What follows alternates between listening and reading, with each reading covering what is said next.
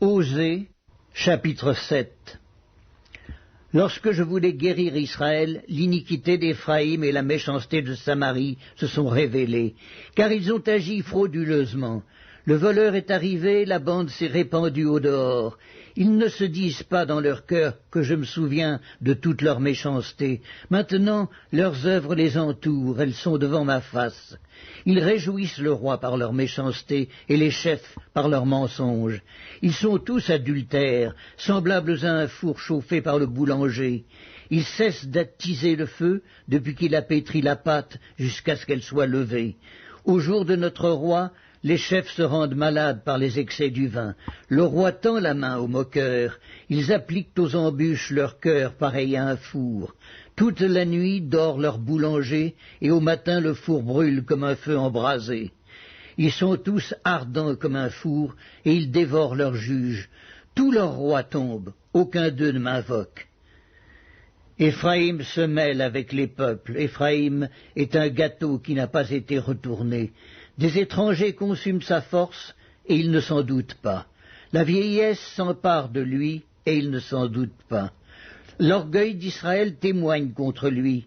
Ils ne reviendront pas à l'Éternel leur Dieu, et ils ne le cherchent pas malgré tout cela. Éphraïm est comme une colombe stupide, sans intelligence. Ils implorent l'Égypte, ils vont en Assyrie. S'ils partent, j'étendrai sur eux mon filet. Je les précipiterai comme les oiseaux du ciel. Je les châtierai comme ils en ont été avertis dans leur assemblée. Malheur à eux parce qu'ils me fuient, ruine sur eux parce qu'ils me sont infidèles. Je voudrais les sauver, mais ils disent contre moi des paroles mensongères. Ils ne crient pas vers moi dans leur cœur, mais ils se lamentent sur leur couche. Ils se rassemblent pour avoir du blé et du mou, et ils s'éloignent de moi. Je les ai châtiés, j'ai fortifié leurs bras, et ils méditent le mal contre moi. Ce n'est pas au Très-Haut qu'ils retournent, ils sont comme un arc trompeur. Leurs chefs tomberont par l'épée à cause de l'insolence de leur langue. C'est ce qui les rendra un objet de risée dans le pays d'Égypte. Osée, chapitre 8. Embouche la trompette. L'ennemi fond comme un aigle sur la maison de l'Éternel, parce qu'ils ont violé mon alliance et transgressé ma loi. Ils crieront vers moi, mon Dieu, nous te connaissons, nous, Israël. Israël a rejeté le bien, l'ennemi le poursuivra. Ils ont établi des rois sans mon ordre et des chefs à mon insu.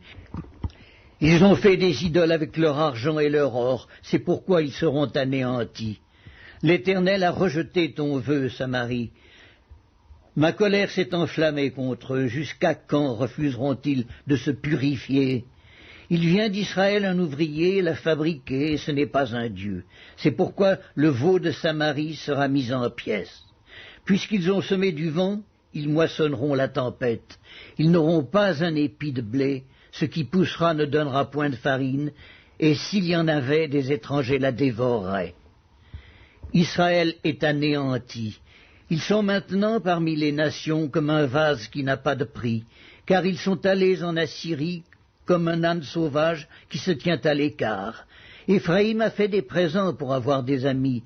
Quand même, ils font des présents parmi les nations, je vais maintenant les rassembler, et bientôt ils souffriront sous le fardeau du roi des princes. Éphraïm a multiplié les autels pour pécher, et ces autels l'ont fait tomber dans le péché. Que j'écrive pour lui toutes les ordonnances de ma loi, elles sont regardées comme quelque chose d'étranger. Ils immolent des victimes qu'ils m'offrent, et ils en mangent la chair. L'Éternel n'y prend point de plaisir. Maintenant l'Éternel se souvient de leur iniquité, et il punira leur péché. Ils retourneront en Égypte, Israël a oublié celui qui l'a fait, et a bâti des palais, et Juda a multiplié les villes fortes. Mais j'enverrai le feu dans leurs villes, et il dévorera les palais. Osée, chapitre 9. Israël, ne te livre pas à la joie, à l'allégresse, comme les peuples. De ce que tu t'es prostitué en abandonnant l'Éternel, de ce que tu as aimé un salaire impur dans toutes les aires à blé. L'air et le pressoir ne les nourriront pas, et le mou leur fera défaut. Ils ne resteront pas dans le pays de l'Éternel. Éphraïm retournera en Égypte, et ils mangeront en Assyrie des aliments impurs. Ils ne feront pas à l'Éternel des libations de vin, elles ne lui seraient point agréables. Leurs sacrifices seront pour eux comme un pain de deuil. Tous ceux qui en mangeront se rendront impurs, car leur pain ne sera que pour eux, il n'entrera point dans la maison de l'Éternel. Que ferez-vous au jour solennel, au jour des fêtes de l'Éternel? Car voici, ils partent à cause de la dévastation. L'Égypte les recueillera, Moph leur donnera des sépulcres. Ce qu'ils ont de précieux, leur argent, sera la proie des ronces, et les épines croîtront dans leurs tentes. Ils arrivent les jours du châtiment, ils arrivent les jours de la rétribution. Israël va l'éprouver. Le prophète est fou, l'homme inspiré à le délire, à cause de la grandeur de tes iniquités et de tes rébellions. Éphraïm est une sentinelle contre mon Dieu. Le prophète, un filet d'oiseleurs est sur toutes ses voies. Un ennemi dans la maison de son Dieu. Ils sont plongés dans la corruption, comme au jour de Gibéa. L'Éternel se souviendra de leur iniquité, il punira leurs péchés. J'ai trouvé Israël comme des raisins dans le désert. J'ai vu vos pères comme les premiers fruits d'un figuier. Mais ils sont allés vers Baal-Péor, ils se sont consacrés à l'infâme idole, et ils sont devenus abominables comme l'objet de leur amour. La gloire d'Éphraïm s'envolera comme un oiseau, plus de naissance, plus de grossesse, plus de conception. S'ils élèvent leurs enfants, je les en priverai avant qu'ils soient des hommes, et malheur à eux quand je les abandonnerai. Éphraïm, aussi loin que portent mes regards du côté de Tyr, est planté dans un lieu agréable. Mais Éphraïm mènera ses enfants vers celui qui les tuera. Donne-leur, ô Éternel, que leur donneras-tu? Donne-leur un sein qui avorte et des mamelles desséchées. Toute leur méchanceté se montre à Gilgal. C'est là que je les ai pris en aversion, à cause de la malice de leurs œuvres. Je les chasserai de ma maison, je ne les aimerai plus. Tous leurs chefs sont des rebelles. Éphraïm est frappé, sa racine est devenue sèche. Ils ne porteront plus de fruits. Et s'ils ont des enfants, je ferai périr les objets de leur tendresse.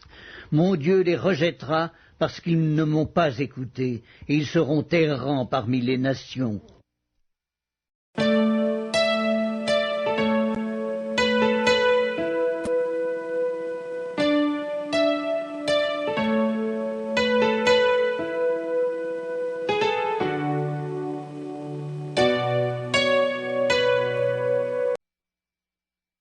Épître aux Hébreux, chapitre 12. Nous donc aussi, puisque nous sommes environnés d'une si grande nuée de témoins, rejetons tout fardeau, et le péché qui nous enveloppe si facilement, et courons avec persévérance dans la carrière qui nous est ouverte, ayant les regards sur Jésus, le chef et le consommateur de la foi, qui en vue de la joie qui lui était réservée, a souffert la croix, méprisé l'ignominie, et s'est assis à la droite du trône de Dieu. Considérez en effet celui qui a supporté contre sa personne une telle opposition de la part des pécheurs, afin que vous ne vous lassiez point, l'âme découragée. Vous n'avez pas encore résisté jusqu'au sang, en luttant contre le péché, et vous avez oublié l'exhortation qui vous est adressée comme à des fils. Mon fils, ne méprise pas le châtiment du Seigneur, et ne perds pas courage lorsqu'il te reprend. Car le Seigneur châtie celui qu'il aime, et il frappe de la verge tous ceux qu'il reconnaît pour ses fils. Supportez le châtiment, c'est comme des fils que Dieu vous traite, car quel est le fils qu'un père ne châtie pas? Mais si vous êtes exempts du châtiment auquel tous ont part, vous êtes donc des enfants illégitimes, et non des fils. D'ailleurs, puisque nos pères selon la chair nous ont châtiés, et que nous les avons respectés, ne devons-nous pas, à bien plus forte raison, nous soumettre au Père des esprits pour avoir la vie? Nos pères nous châtiaient pour peu de jours, comme ils le trouvaient bon, mais Dieu nous châtie pour notre bien, afin que nous participions à sa sainteté.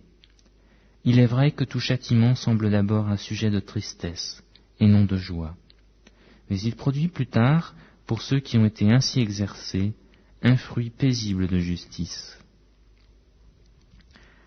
Fortifiez donc vos mains languissantes et vos genoux affaiblis, et suivez avec vos pieds des voies droites, afin que ce qui est boiteux ne dévie pas, mais plutôt se raffermisse. Recherchez la paix avec tous, et la sanctification, sans laquelle personne ne verra le Seigneur. Veillez à ce que nul ne se prive de la grâce de Dieu, à ce qu'aucune racine d'amertume, poussant des rejetons, ne produise du trouble, et que plusieurs n'en soient infectés, à ce qu'il n'y ait ni impudique, ni profane, comme Ésaü, qui pour un mai vendit son droit d'aînesse. Vous savez que plus tard, voulant obtenir la bénédiction, il fut rejeté, quoiqu'il la sollicitât avec larmes, car son repentir ne put avoir aucun effet. Vous ne vous êtes pas approché d'une montagne qu'on pouvait toucher et qui était embrasée par le feu, ni de la nuée, ni des ténèbres, ni de la tempête, ni du retentissement de la trompette, ni des bruits des paroles, tels que ceux qui l'entendirent demandèrent qu'il ne leur en fût adressé aucune de plus, car ils ne supportaient pas cette déclaration. Si même une bête touche la montagne, elle sera lapidée ou percée d'un dard. Et ce spectacle était si terrible que Moïse dit « Je suis épouvanté et tout tremblant. Mais vous, vous êtes approchés de la montagne de Sion, de la cité du Dieu vivant, la Jérusalem céleste, des myriades qui forment le cœur des anges, de l'assemblée des premiers-nés inscrits dans les cieux, du juge qui est le Dieu de tous, des esprits des juges parvenus à la perfection, de Jésus qui est le médiateur de la nouvelle alliance, et du sang de l'aspersion qui parle mieux que celui d'Abel.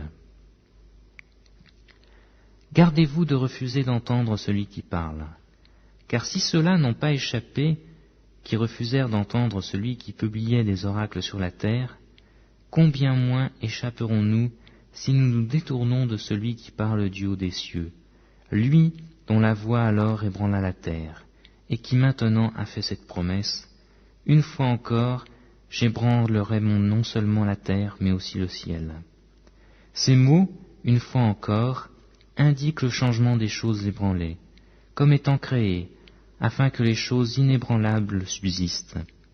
C'est pourquoi, recevant un royaume inébranlable, montrons notre reconnaissance en rendant à Dieu un culte qui lui soit agréable, avec piété et avec crainte, car notre Dieu est aussi un feu dévorant.